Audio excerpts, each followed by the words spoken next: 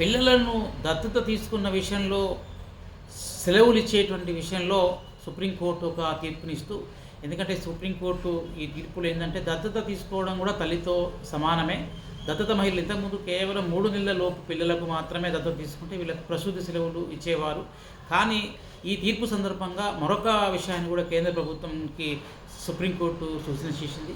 ఏంటంటే ప్రసూతి సందర్భంగా పిల్లలను అనే సందర్భంలో ఆడవాళ్లకు మాత్రమే ప్రభుత్వ ఉద్యోగాల్లో ఉన్నటువంటి వాళ్లకు 12 నెలల కాలం పాటుగా సెలవులు ఇస్తారు. కానీ తండ్రుల విషయంలో ఈ సెలవులు ఇవ్వాల్సిన అవసరం లేదని ఎప్పటి నుంచో మనకున్నది.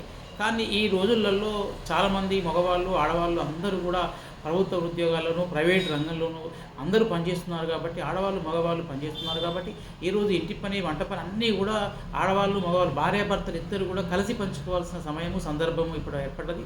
అయితే మగవాళ్ళకి అంటే ప్రసూతి సెలవుల కారణంగా ఆడవాళ్ళకైతే ఇచ్చి ఆడవాళ్ళకు పిల్లల మీద ప్రేమను మమకారం అని పెంచే విధంగా చేయడం మంచి పని అయినప్పటికీ కూడా తండ్రుల పాత్రను ఇందులో తగ్గించే ప్రయత్నం కనపడుతుంది. ఎందుకంటే ఆడమగ సమానంగా తండ్రులు కూడా తమ పిల్లలని పట్ల మమకారంతో ప్రేమగా తర్వాత బాధ్యతగా పెంచాల్సిన అవసరం ఉంటుంది. అలాంటి స్పర్శ అవసరమని సుప్రీంకోర్టు గుర్తించి కేంద్ర ప్రభుత్వానికి వల్ల చక్కటి సూచన చేసింది. ఎందుకంటే దత్తత తీసుకున్నటువంటి మహిళలు 3 నెలల లోపు కనుక ఉన్నట్లయితేనే వాళ్ళకు సెలవులు ఇవ్వాలి. కానీ ఎవరికైనా మహిళ మాతృత్వమే కాబట్టి వాళ్ళకు కూడా దత్తత తీసుకున్న వాళ్ళు 3 నెలలు దాటినా 6 నెలల పిల్లలైనా తీసుకున్నప్పుడు వాళ్ళకు కూడా సంవత్సర కాలం అయ్యేదాకా పిల్లలకు సంవత్సరం వచ్చేదాకా వాళ్ళకు సెలవులు ఇవ్వాలనేటువంటి సూచన సుప్రీంకోర్టు చేసింది.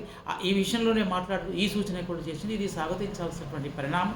ఎందుకంటే ఆ తల్లి తండ్రి ఇద్దరూ కలిసి పిల్లల్ని పెంచడం వల్ల వాళ్ళకు అనేక విషయాల పట్ల స్పర్శించడం వల్ల వాళ్ళకు వాత్సల్యం పెరిగి మంచి పౌరులు తయారు చేయడానికి బాధ్యతాయుతమైన పౌరులు తయారు కావడానికి అవకాశం ఉంటుంది. కాబట్టి ఇది చాలా స్వాగతించాల్సిన పరిణామం. అయితే కేవలం ఇవన్నీ కూడా ప్రభుత్వ ఉద్యోగంలో పనిచేసేటువంటి మహిళలకు మాత్రమే ఇది వర్తించేటువంటి అవకాశం ఉన్నది ఇప్పటి వరకు ఉన్న ప్రసూతి సెలవులు. కానీ ప్రైవేట్ రంగంలో కూడా ప్రసూతి సెలవులతో పాటు మగవాళ్ళకు కూడా ఈ సందర్భంగా ఇచ్చే సెలవులను ఇతోధికంగా పెంచవలసిన అవసరం ఉన్నది. ఈ సూచనలు సుప్రీంకోర్టు ఇస్తున్నటువంటి సూచనను వెంటనే అమలులోకి వచ్చే విధంగా సరైనటువంటి చట్టాన్ని కేంద్ర ప్రభుత్వం చేయాల్సినటువంటి అవసరం ఉన్నది. దీని అందరం కూడా మనం స్వాగతించాలి.